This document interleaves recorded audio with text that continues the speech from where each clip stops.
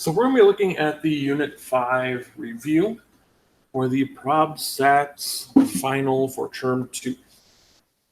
Unit 5 was our multiplication rules, also called our AND rules. Starting off, it says for problems 1 and 2, you conduct a survey that asks 500 students in your class about whether they plan to go to prom next year. 273 males respond, 100 of which say they plan to go. 86 females say they're not planning to attend. Number 1 says to make a contingency table for this situation.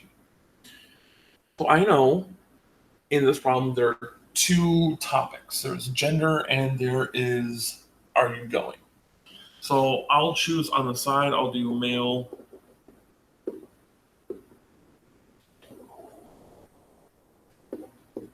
female,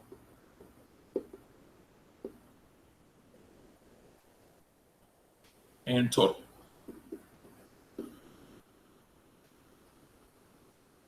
Then for gender, well, that is for gender. For the other one, it's yes, they plan to go. No, they do not plan to go, and still total. Rereading the scenario up top for our numbers says that there are 500 students. So I know my total of totals is 500. It says 273 males respond. And then 100 of those males say they will go. It also says 86 females say they do not plan on 10. So now we're going to do addition or subtraction to fill in the rest of the table. To get the total number of females, we're going to take that 500 minus 273. You'll get 227. To get the total number of males that said no, we're going to take the 273 minus 100. You get 173. To get the total amount of people that said no, we can add the 173 and the 86 to get 259. To get the females that said yes, we're going to take the 227 minus the 86 and get 141. And in order to get the total yeses, I'm just going to add the 100 and the 141 to get 241. In problem 2, once event A is attending prom and event B is being female, calculate the probability of A given B. So remember, probability of A given B is saying the probability of A and B divided by the probability of B.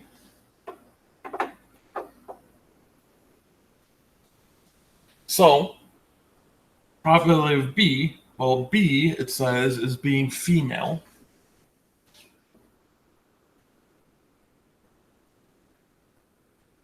So, looking through, I see there are 227 females out of 500 students. And then the probability of A and B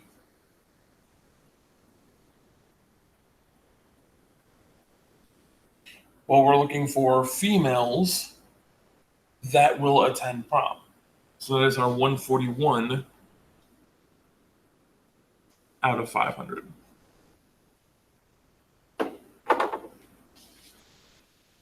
Now we're going to type this in the calculator. In order to type this in, I'm going to put the top and bottom in parentheses only because they are fractions and we're dividing fractions. So parentheses, you 141 divide 500. Close parentheses. divide, parentheses, the 227 out of 500, close parentheses, and we hit enter, and we have 0.62.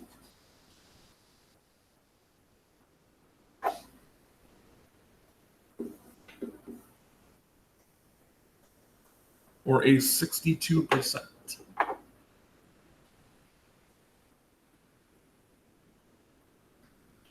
Next,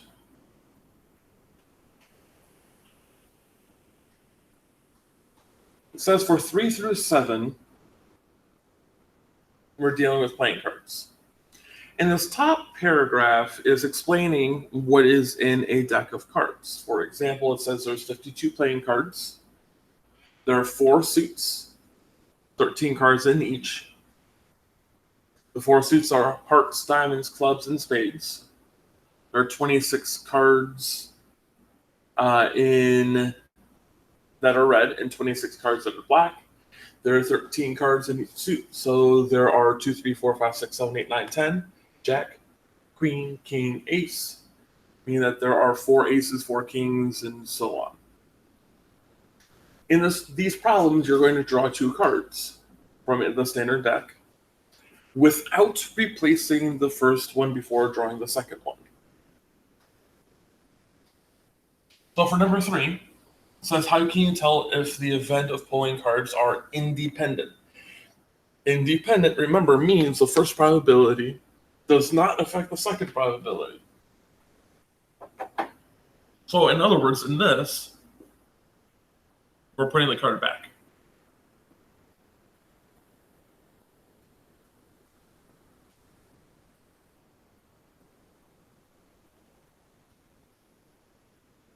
How it would be dependent, or the first probability affects the other,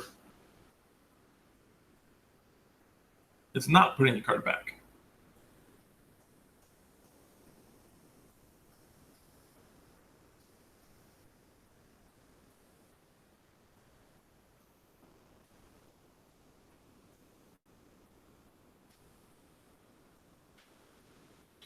Now, knowing that, 5 is asking, are the outcomes on the 2 cards independent in the scenario? No, they are not. We know that, and we have to explain it's not, because we're not putting the cards back.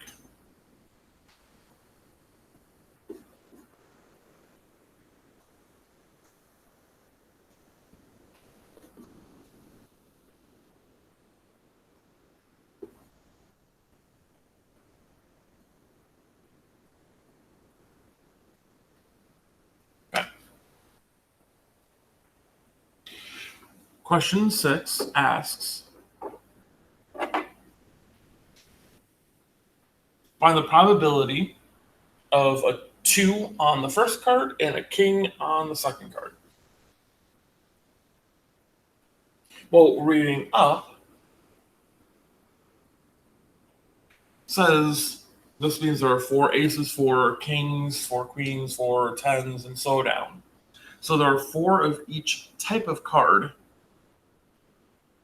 So our probability of a 2 would be 4 out of the 52. Remember, and means to multiply. And then a king on the second one, well, there are 4 kings, but we did not put the card back, so there's no longer 52 cards in the deck, but there are 51. Remember, to multiply fractions, we multiply across, so 4 times 4 is 16. And then 52 times 51 is 2,652. I'm going to leave my answer as a fraction for ease. Question 7 says, find the probability of an ace on the first card and a queen on the second. Well, I know there are 4 aces out of the 52 cards for the first one, times there are 4 queens, but now 51 cards. So though we're pulling different cards, the answer for both are pretty much going to be the same. 16 out of 2,652.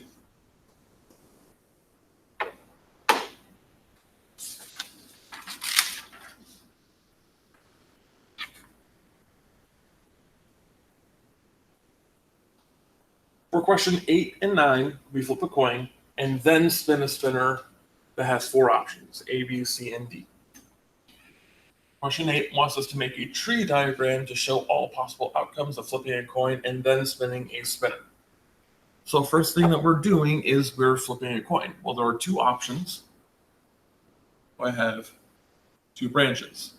Our options were heads and tails. Our second thing we're doing is spinning a spinner. It has 4 options, so each of these has 4 branches.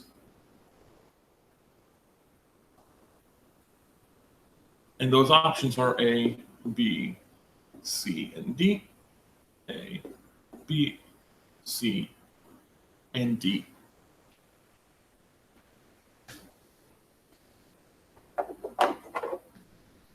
Question 9. What is the probability of flipping a tails and spinning an A? Well, we can actually use this tree diagram to figure that out. So I'm going to take my finger, I'll use a marker so everyone can see. I'm going to go start at the beginning and go down to tails. And then it wants to flip spinning an A. So that is only one option out of a total of 8.